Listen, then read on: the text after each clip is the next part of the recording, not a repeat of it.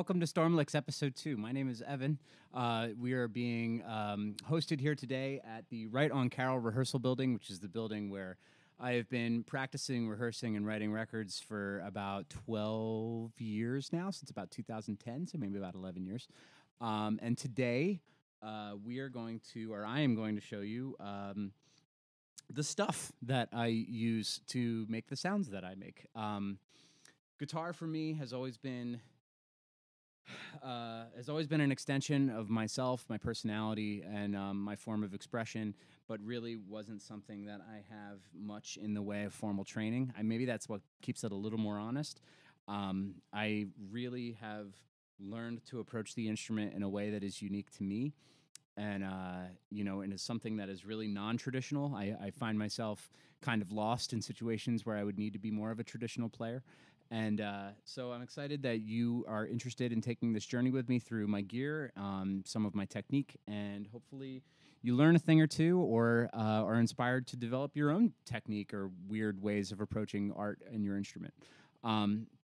So getting started, this guitar, I'm actually going to walk you through the 2021-2022 starting lineup. So these are the three guitars that I've kind of molded into what is now the sound of what Into It Over It does, what works really well for the songs that we play, what fits really well with the amp and pedal setup that I have, as well as walk you through the amp that I have, the pedal setup that I have, and really just give you a glimpse into how we get the tones that we get in a live setting.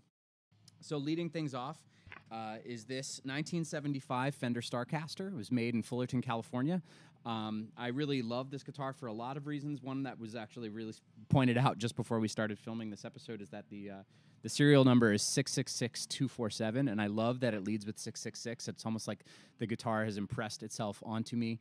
I have 666 tattooed on my body. It is in my cell phone number. There are a lot of connections with that number in my life in a fun and kind of lighthearted way. I don't actually worship the devil, but maybe I do. What makes this guitar really special and unique for me is something that I've only recently gotten into within the last couple of years, and that is the wide-range humbuckers. These were made by Fender in the 70s. They were proprietary pieces that were built for their Fender Telecaster Deluxes, for the Starcaster specifically. They were really short-lived piece that is no longer really made in the traditional sense by anybody. Because actually the building process of making a wide-range humbucker contains a lot of carcinogens. It's actually something that's highly unhealthy to make. That being said, there were thousands of guitars that made it out of the factory with these pickups in them, and now they're highly coveted. And there's something really special about them. And I actually kind of poo-pooed the wide-range humbucker for many, many years. I kind of didn't understand the hype. And then when I played one for the first time, it really opened my eyes as to what the sounds were capable of, especially for a guitar player like myself, who I play a lot of finger picking style, a lot of runs that are all over the guitar neck, whether it's low or high, switching from big chord stuff to more, light and airy, finger picking playing. And so for me, you can really dig in and hear some excellent clarity, but also if you want to just,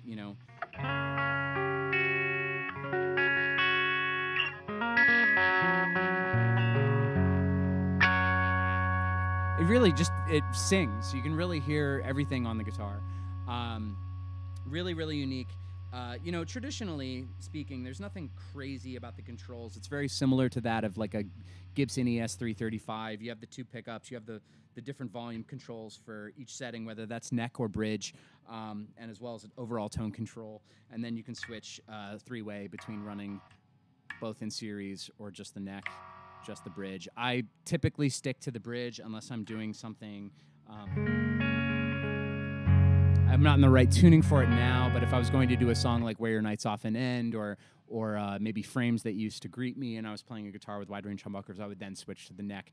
But typically speaking, for everything we do, I got that nice chime, something that's really reminiscent on a lot of Into It Over records. And actually, frankly speaking, a lot of the guitar that's tracked on Into It Over records is actually tracked with humbucking pickups. So it's actually a lot of Gibsons on a lot of those records. And so having something that kind of has that hybridized feel of a Fender with that kind of big body weight and construction that I feel like I really love about a Gibson. The Starcaster kind of encompasses all of that. To me, it feels like an ES335 that I can throw around a little bit, and that to me is a big deal because I am very abusive with my instruments, and you know, they're made to be played, and I want to play them. So.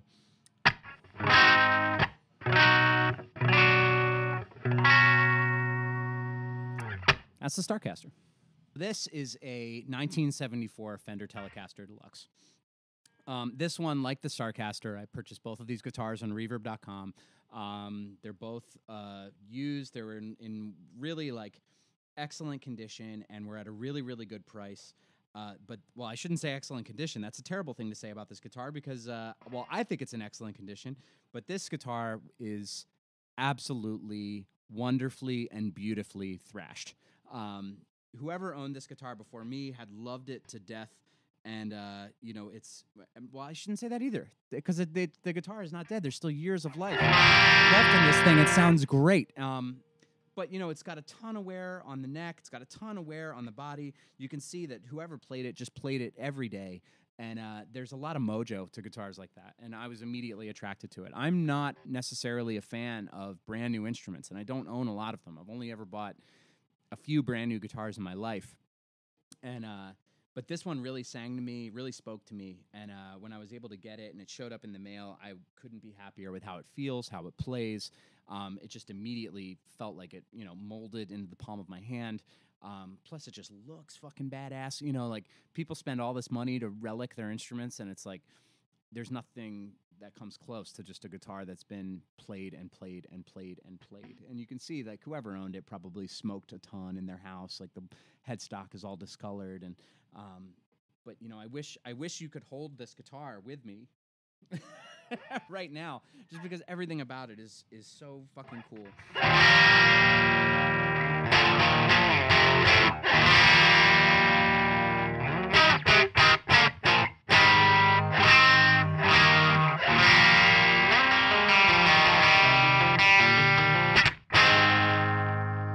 So the main reason for 3 guitars with Intuit Over It, especially 3 guitars in a live setting, is that there are a variety of different tunings that we use during the course of the set list.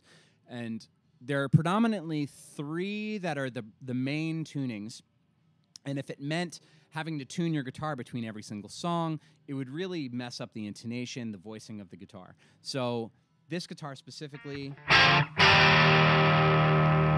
is voiced for a particular half of the set. You know, songs like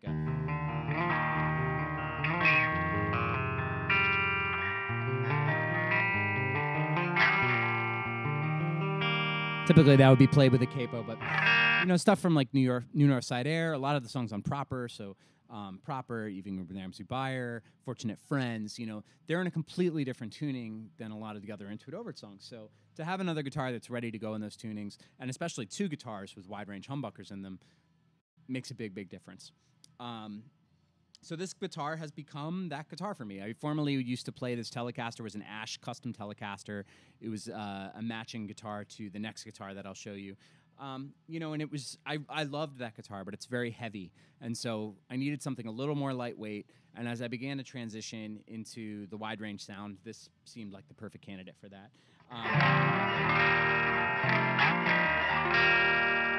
And it sings. It's got the same singing qualities that the Starcaster has. 3-way selector. Just hear how fat and warm that neck pickup sounds. Right down the middle.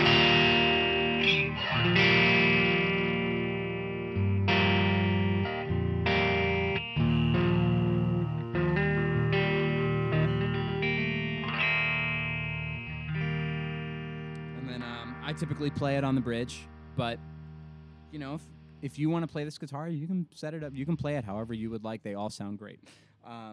4-way tone and volume for each pickup here. So there's your tone control. This would be your volume. Ooh, a little crackly in there. 1974. So these are your tones on the right, volumes on the left. To be honest, I've never even really explored a lot of the tonal control in this guitar because I plugged it in and it immediately sounded awesome on the bridge with everything turned up. It's the same way for all these guitars. I'm generally bridge, dimed, all the time. It's nice having the options, but I barely use them.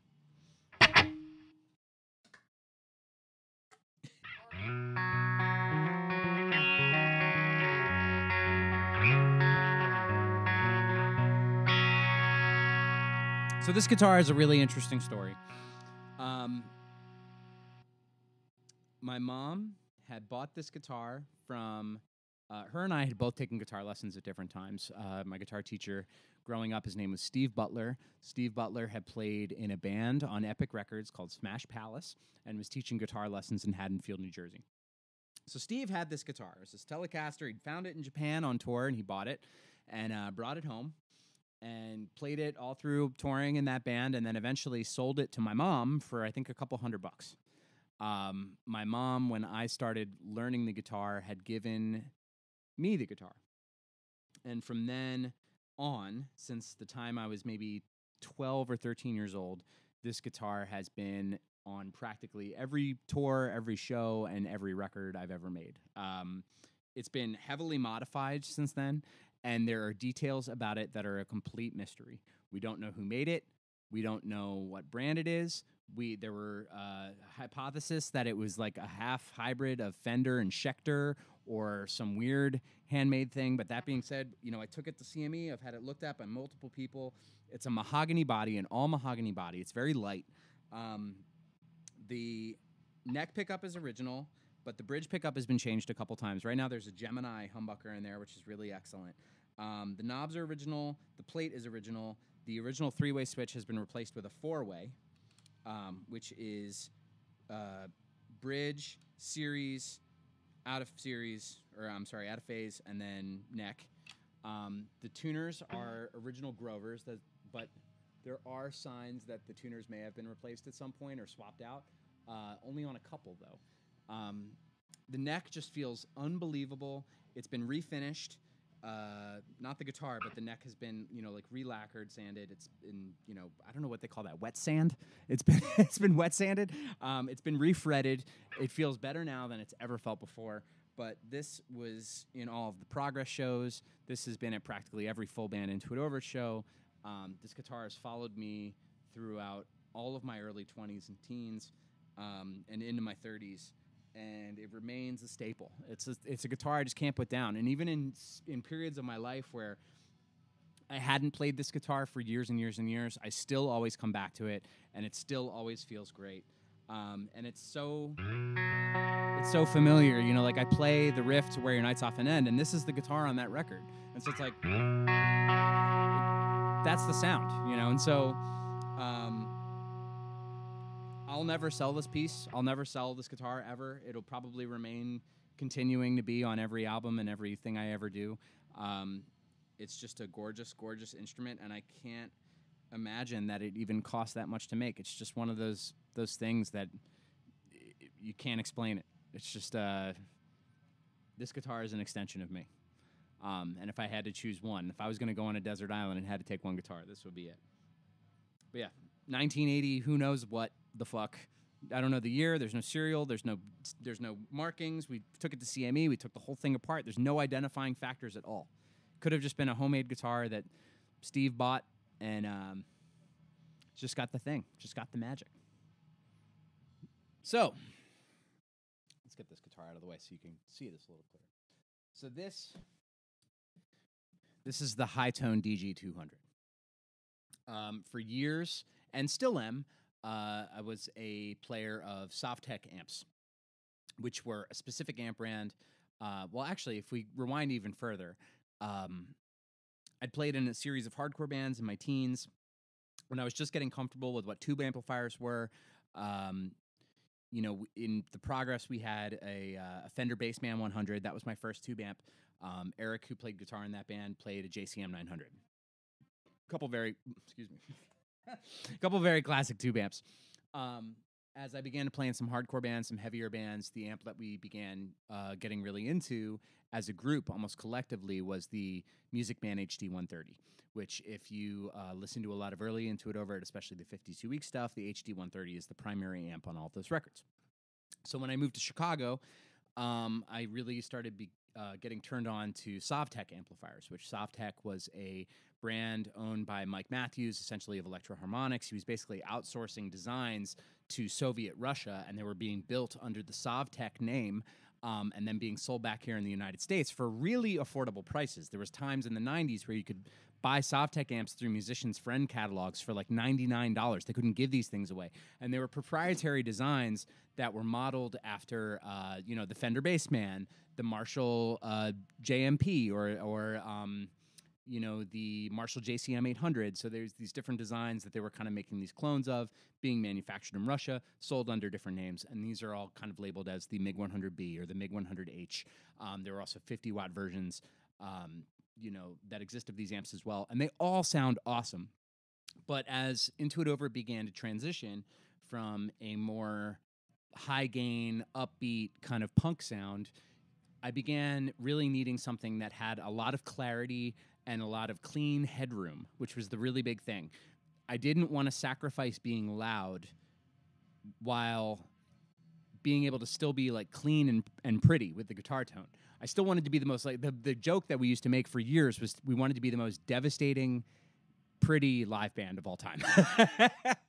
And so the quest began to find a super high watt, loud amplifier that could really articulate the clean tone, but also be loud as shit, for lack of a better term. So I was on the hunt for a high watt DG103, which is one of my favorite amps of all time. They were really popular with bands like Maserati or Mercury Program.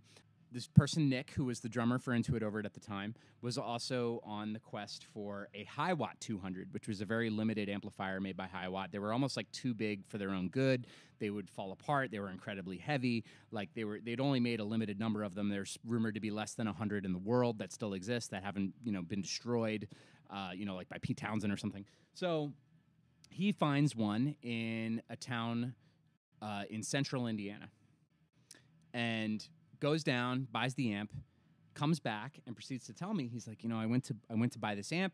When I went to buy it, this person, Clayton, brought me into their dentist office, their dentist, and took me into this side room where he had been building these high-tone amplifiers. And so Clayton Calloway is his name. He's a builder in Indiana, owns the company High-Tone. His partner in that company is Dave Reeves' son, who Dave Reeves is the original designer of High Watt. So the high-tone amplifiers are the only purely, completely authorized High Watt clones that exist in the world from the original highlight era High Watts. So he's like, you got to go hit up this dude, Clayton. You got to go down there and check out these amps. So in 2014, I was making a record with the band Xerxes. And what I wanted to do was hit up Clayton on the way down and see if I could take a tour of his amps, find the one that was right for me. So he makes amps in all different wattages and sizes, and I started from the beginning. So we did like a high-tone 30, then I did a high-tone 50, and they still, quite weren't doing the right thing. Tried the high-tone 100, and I was like, okay, this is feeling pretty good. Tried the high-tone 200, and plugged into the normal channel. I was like, oh, this is pretty great.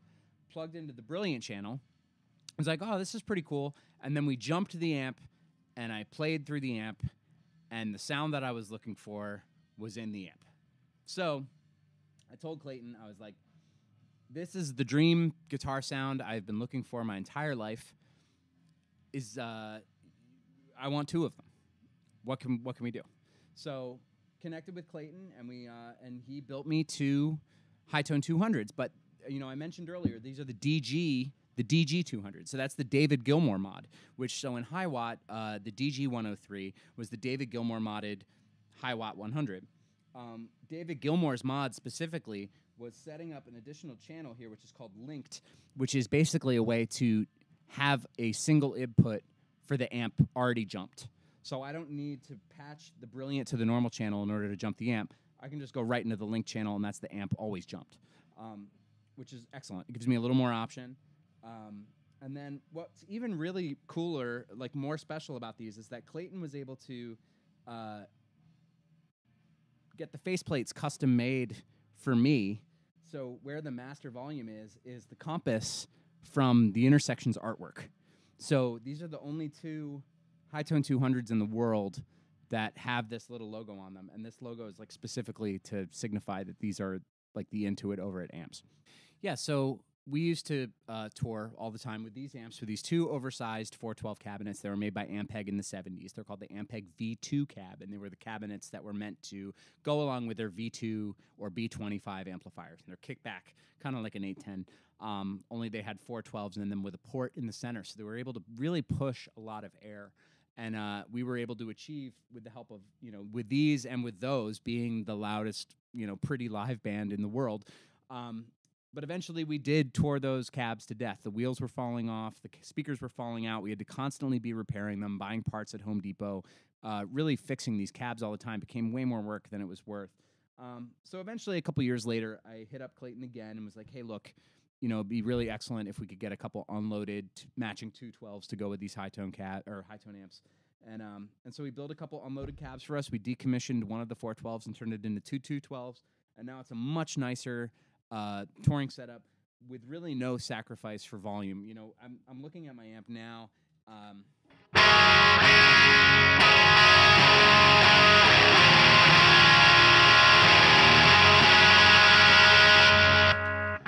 mean, that's on 1. Like, here's my master volume. If I were to take it to 12 noon, which, this is going to sound blown out now because we're gained up, but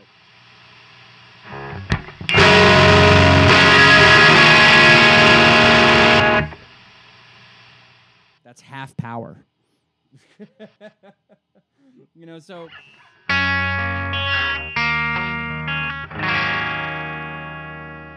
and real quickly, let's show you the other channels on these amps. So if I'm going to decommission the link channel, which right now, when I say jumped or when I say linked, there's two different channels on this amp. There's a normal and a brilliant channel. One's a little brighter, one's a little, more lower mid, a little deeper sounding. By jumping the amp, we're able to blend the two amp channels to create one tone. So I'm able to give a little bit more shimmer to that darker normal channel. But if I were just to switch to the normal, you're kind of missing that brightness, that shimmer to the brilliant channel. And then if I were to switch straight over to the brilliant,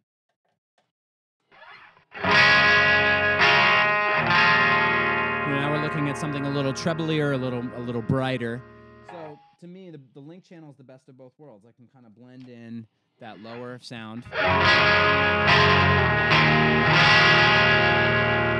while still having that top end brightness, and I think that really helps articulate the tones, especially with the guitars that we're using with these wide range pickups. It's super, super helpful. So yeah, the trusty high-tone 200, best in the world, best amps in the world, and they're all mine. So let's talk about our effects pedals, shall we? As some of you may know, I'm a total effects pedal geek.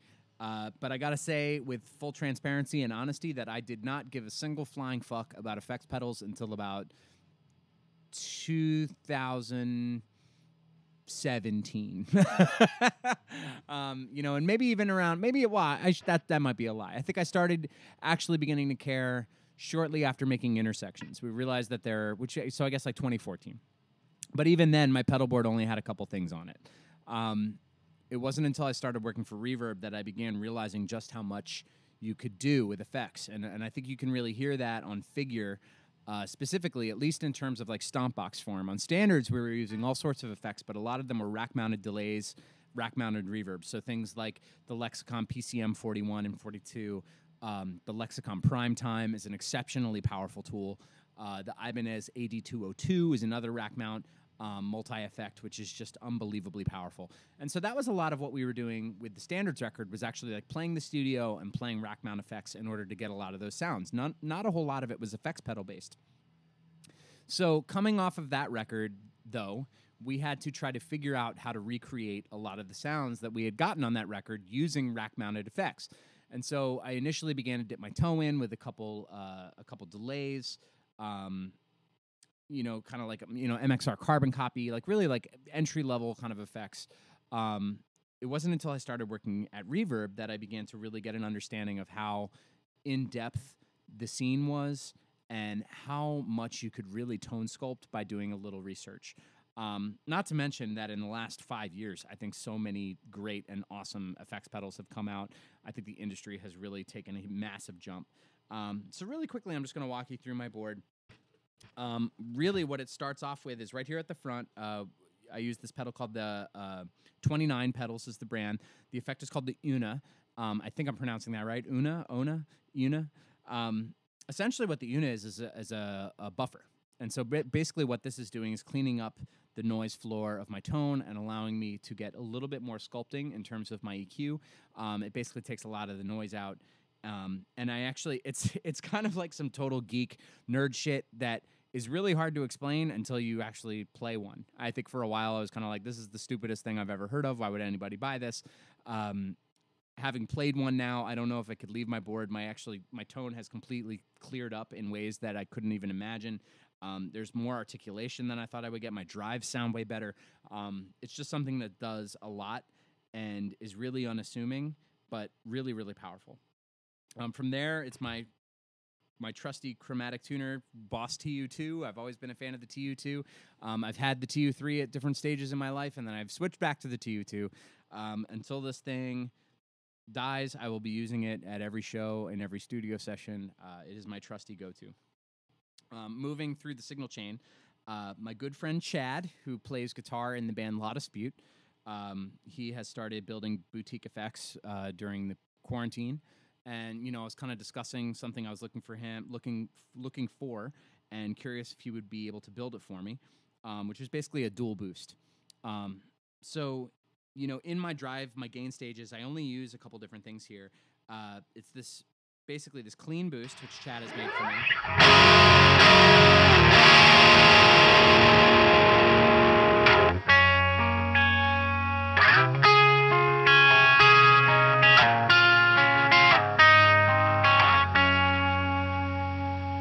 So you can tell, like, it's got a little bit of grit. You can get some feedback out of it, but it's not overwhelming. It's not screaming. You know, if you play light, you get a little bit of touch response. If you lay in, it really gives you a lot. And so this is kind of my always-on boost. You know, unless I'm doing some really pristine, clean tones, this will kind of give me a lot of what I need for a lot of the songs. I'm pretty sure the channel right on this is his Panorama, which is the boost that he designed for himself. It's named after the most recent La Dispute record. But what I was looking for from him specifically was coupling that with something with a slightly different voicing.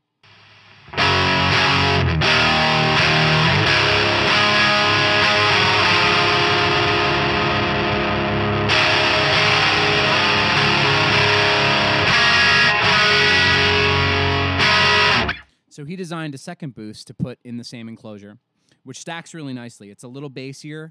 I'm actually not even totally sure if he has a name for the second half of this boost. It's kind of something that I came to him with, was like looking for kind of a cleaner treble boost vibe. He's like, cool, I already built that, and I'm looking to build, you know, have something that stacks really nicely with that one. I always affectionately call it the Doom button. So, you know, when I want to just take it that extra step, when I want it to be like squealy and kind of uncontrollable, I want to have two that I can bounce off of, but also two that I can switch between depending on the nature of the song. And I think the channel left is a little meaner. It's a little beefier. And so, you know, I alternate between these two. I also stack them all the time. Let's hear what they sound stacked really quick.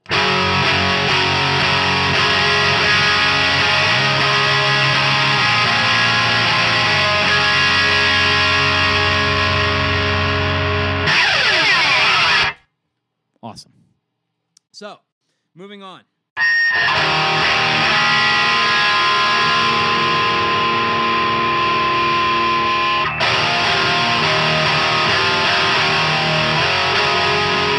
My general drive is a Klon KTR.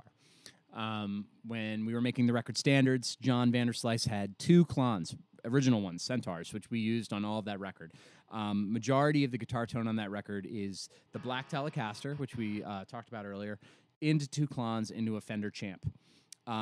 Came home, needed a Klon after that. couldn't afford a real one, got a KTR. So KTR has been on my board for a long, long time. It's one of my favorite drives. I'm a huge Klon person. Never felt too strongly about things like the Tube Screamer or the Blues Breaker. I think those are awesome drives. They just don't suit themselves for the kind of music that we make. From there, my buddy Brian.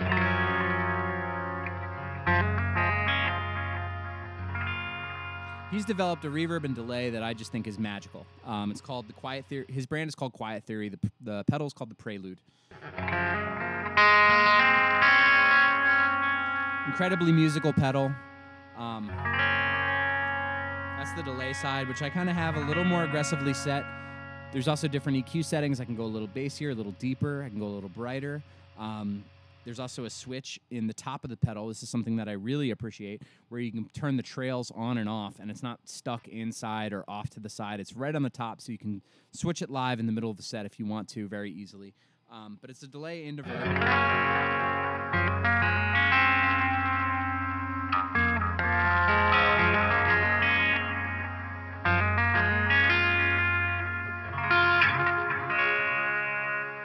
This pedal is all over figure.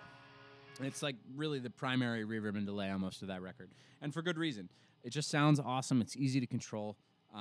Beautiful, beautiful pedal. Really well made. Comes with all this cool box candy too. It's great. From there...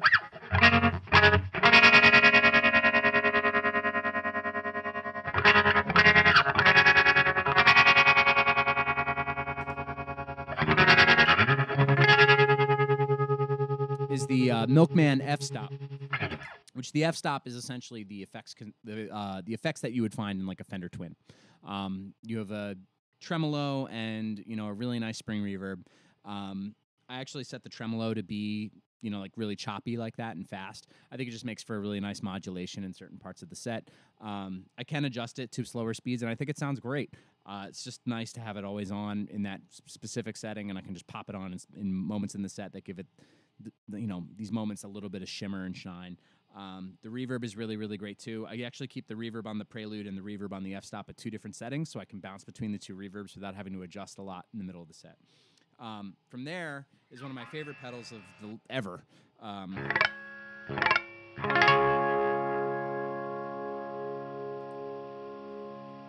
Which is the Chase Bliss Mood.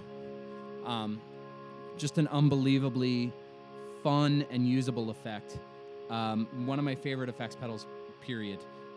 Really excellent 4-second looper, which I use a lot as like almost a freeze, the Electro-Harmonix freeze, which I also have on my board. So I'll use the 2 in sequence to create, larger frozen chords, or be able to bounce between both. So transitions of songs and pivoting from song to song feels a little more natural. The channel right is your looper, but your channel left is a delay.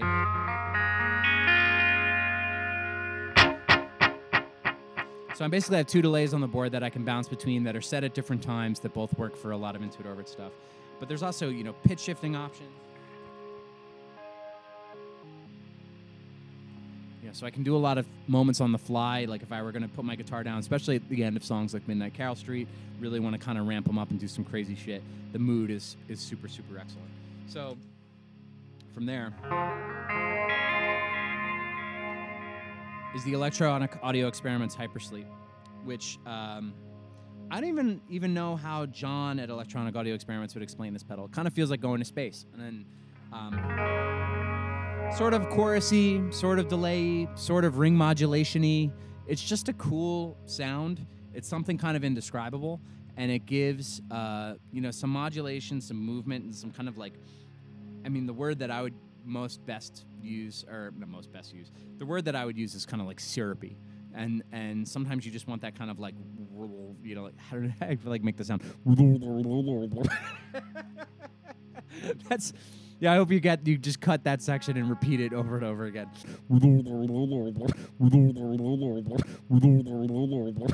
So, it really does some magic in a lot of songs, and it's indescribable magic. It's kind of one of those sounds you hear and you don't know what it is, you don't know how you got it, but it really adds, some extra pizzazz to the set.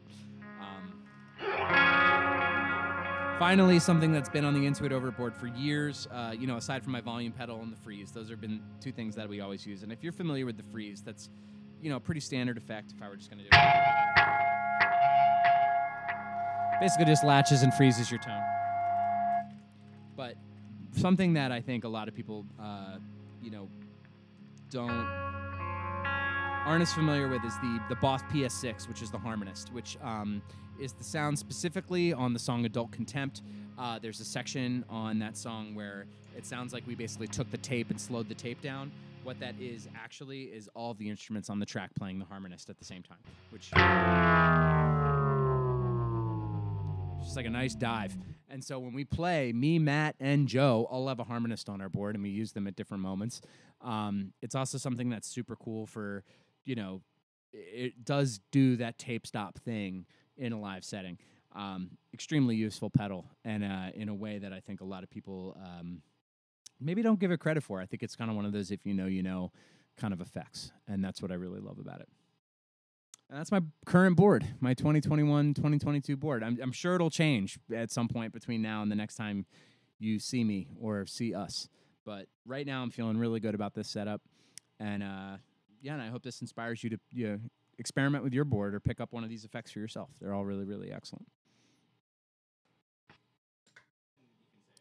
So today we're going to learn the bridge from Upstate Blues. I'm going to play it for you at normal tempo. Using the sounds that I would use specifically, which are really none. The amp takes care of everything. The amp and the guitar do all the work. So we'll play it at normal speed, and then I'll do it a little bit slower for everybody.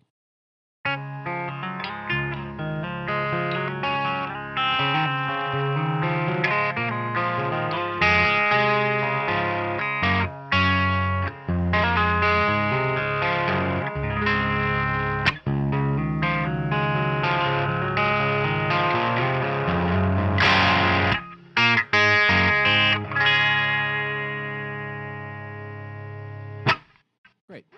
Let's try that a little bit slower.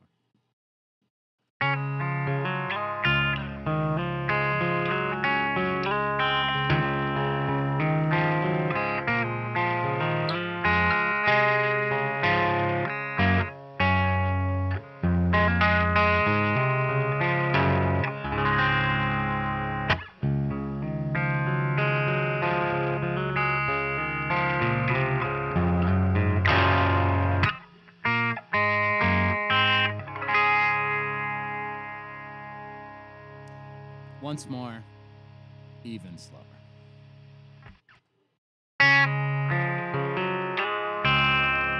Nope.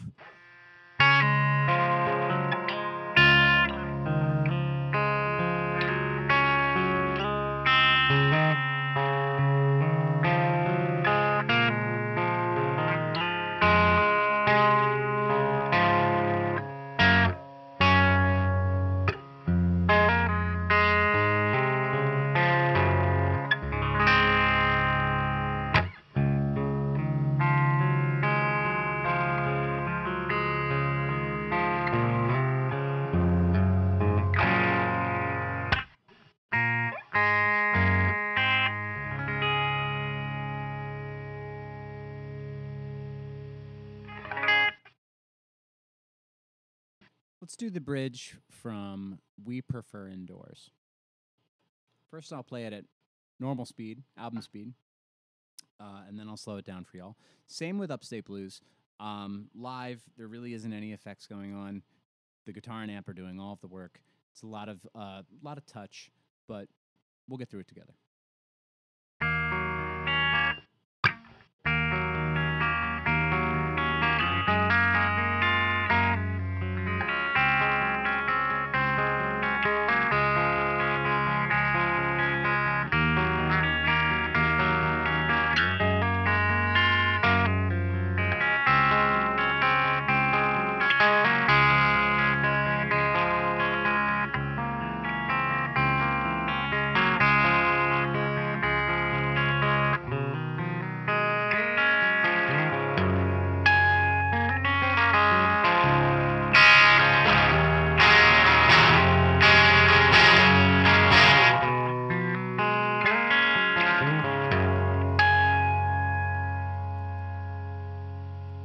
Try that a little bit slower.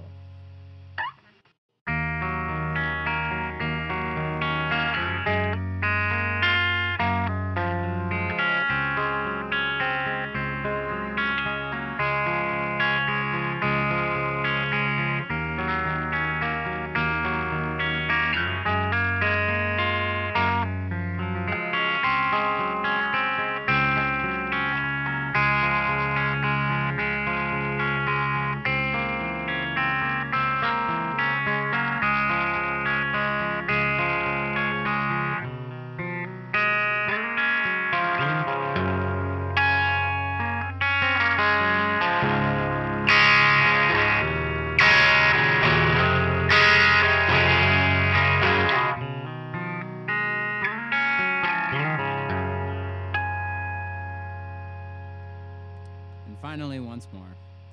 Very, very slow.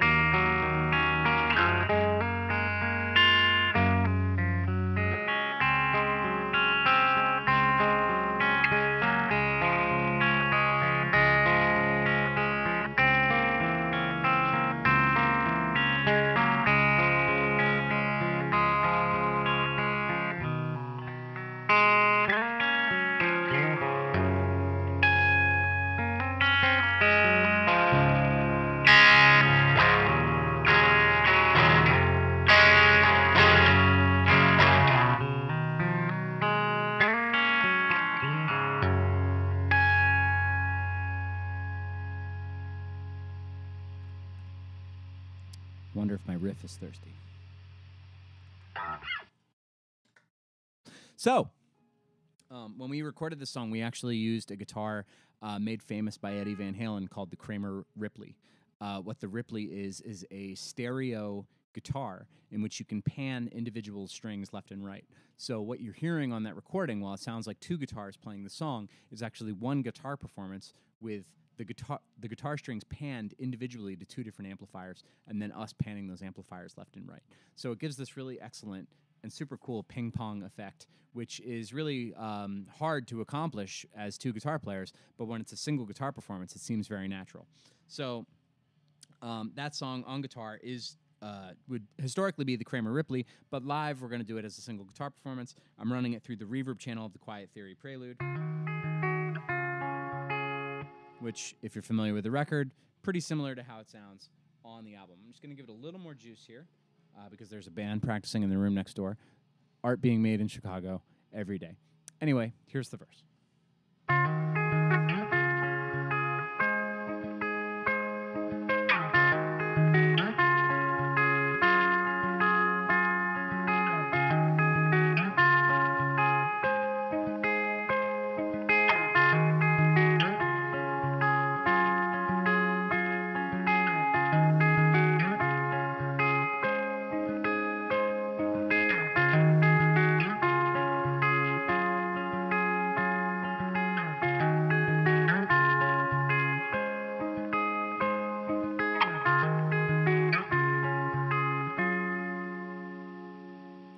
Let's do that a little bit slower for y'all.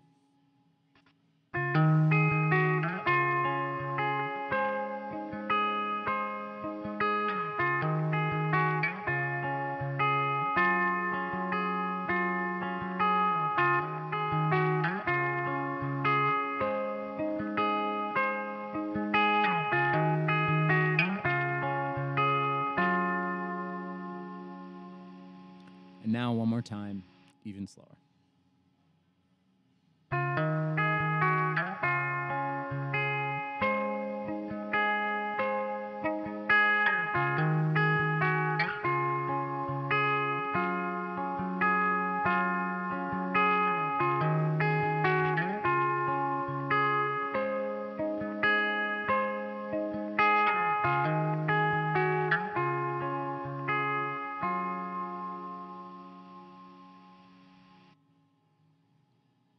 Twelfth fret capo.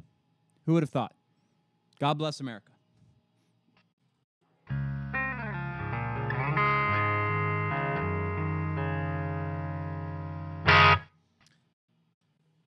Finally, thank you for joining us today on Stormlix, by the way.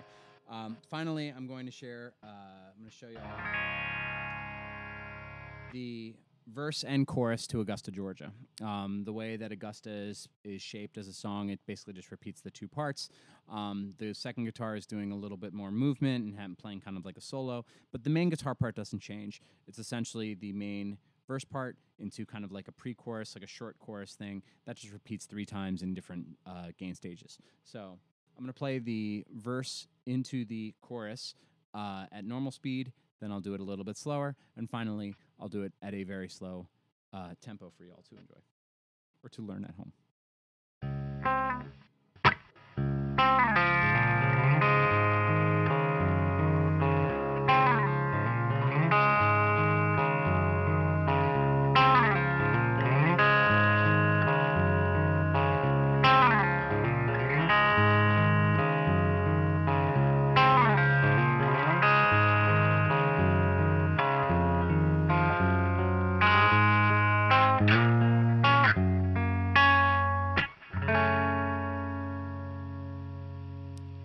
little bit slow.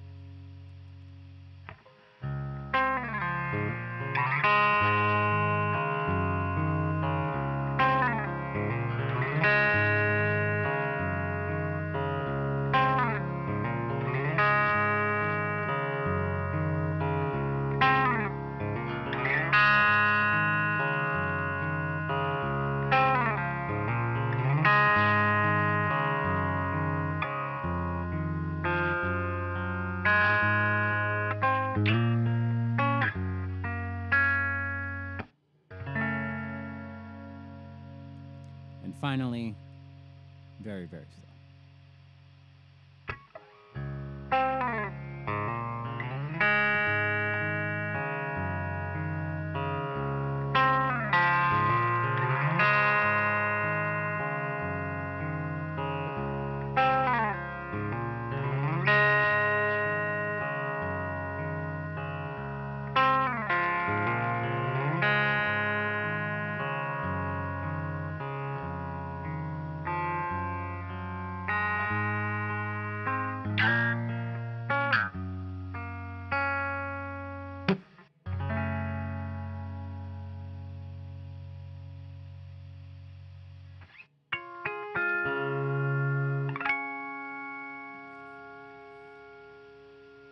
Storm Licks, Episode 2. My name is Evan, and this was Into It Over It. Appreciate you joining me on my tone quest today. Stay tuned for Episode 3 next month here on the Storm Chasers Limited Patreon and YouTube channel. Love y'all. Stay safe out there. I wonder if my Storm Licks is thirsty.